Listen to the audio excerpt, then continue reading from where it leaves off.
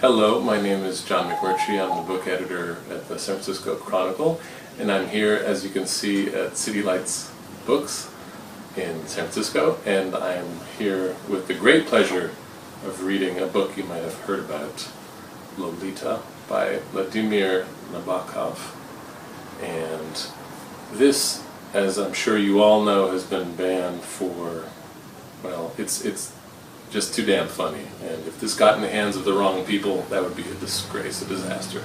So I'm just going to jump in here early on in the novel where Humbert Humbert has moved to America, and I'm not going to give you too many details at all. I'm just going to launch into this and be surprised, I think. I'm going to surprise myself about what I come across here, and we'll see how shocked I am reading this out loud. It'll be fun, I hope. So here we go. Thursday. Last night we sat on the piazza, the Haze woman, Lolita, and I. Warm dusk had deepened into amorous darkness. The old girl had finished relating in great detail the plot of a movie she and Elle had seen sometime in the winter. The boxer had fallen extremely low when he met the good old priest, who had been a boxer himself in his robust youth, and could still slug a sinner. We sat on cushions heaped on the floor, and Elle was between the woman and me. She had squeezed herself in the pet. In my turn, I launched upon a hilarious account of my Arctic adventures. The muse of invention had handed me a rifle, and I shot a white deer who sat down and said, "Ah!" All the while, I was acutely aware of Elle's nearness, and as I spoke, I gestured in the merciful dark and took advantage of those invisible gestures of mine to touch her hand, her shoulder, and the ballerina of wool and gauze which he played with and kept sticking into my lap.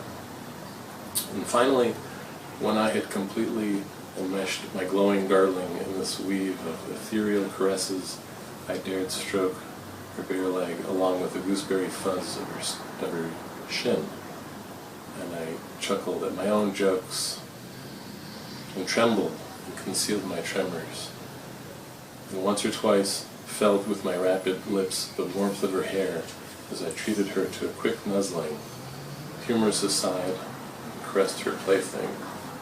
She too fidgeted a great deal, so that finally her mother told her abruptly, sharply, to quit it, and sent the doll flying into the dark, and I laughed and addressed myself to Haze, across Lo's legs, to let my hand creep up my nymphet's thin back and feel her skin through her boy's shirt. But I knew it was all hopeless and sick with longing, and my clothes felt terribly tight, and I was almost glad when her mother's quiet voice announced in the dark, "And now we all think that Lo should go to bed." "I think you stink," said Lo. "Which means there will be no picnic tomorrow," said Haze. "This is a free country," said Lo. When angry Lo, with the Bronx cheer, had gone, I stayed on from sheer inertia while Haze smoked her 10th cigarette of the evening and complained of Lo. She had been spiteful, if you please, at the age of 1, when she used to throw her toys out of her crib so that her poor mother should keep picking them up, the villainous infant. Now at 12 she was a regular pest, said Haze.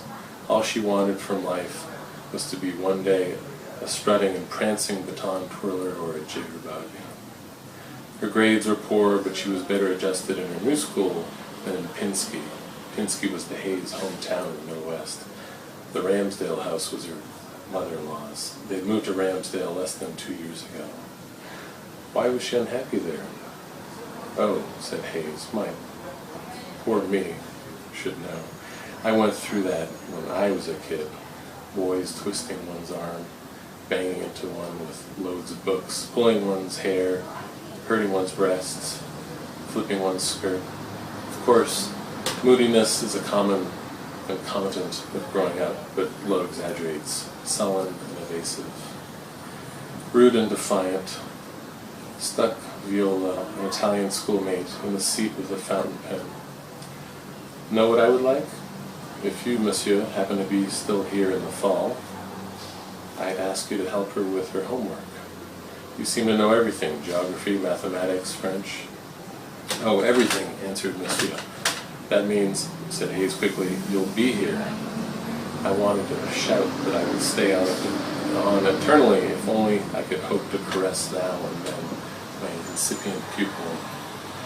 But I was wary of Haze, so I just grunted and stretched my limbs non-concomitantly, le mot juste, and presently went up to my room. The woman, however, was evidently not prepared to call it a day. I was already lying upon my cold bed, both hands pressing to my face Lolita's fragrant ghost, when I heard my indefatigable landlady creeping stealthily up my door to whisper through it, just to make sure, she said. I was through with the glance and belt magazine I borrowed the other day. From her room, Lo yelled she had it. We're quite a lending library in this house, thunder God. Friday. I wonder what my academic publishers would say if I were to quote in my textbook, Ronsard's La Vermeillette Fente, or Rémy Bellows, un petit mot feutré de mousse délicate tracé sur le milieu d'un filet escarlate, and so forth. I shall probably have another breakdown if I stay any longer in this house, under the strain of this intolerable temptation. By the side of my darling, my life and my bride. Has she already been initiated by Mother Nature to the mystery of the ménage? Bloated feeling, the curse of the Irish, falling from the roof, grandma's visiting.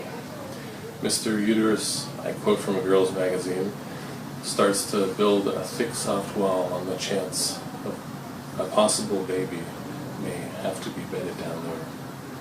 The tiny madman is padded in his padded cell. Incidentally, if I ever commit a serious murder, mark the if. The urge should be something more than the kind of thing that happened to me with Valeria. Carefully mark that then I was rather inept. If and when you wish to sizzle me to death, remember that only a spell of insanity could ever give me the simple energy to be a brute. All this amended, perhaps. Sometimes I attempt to kill in my dreams. But do you know what happens? For instance, I hold a gun. For instance, I aim it at a bland, quietly interesting enemy. Oh, I press the trigger all right, but one bullet after another feebly drops on the floor from the sheepish muzzle.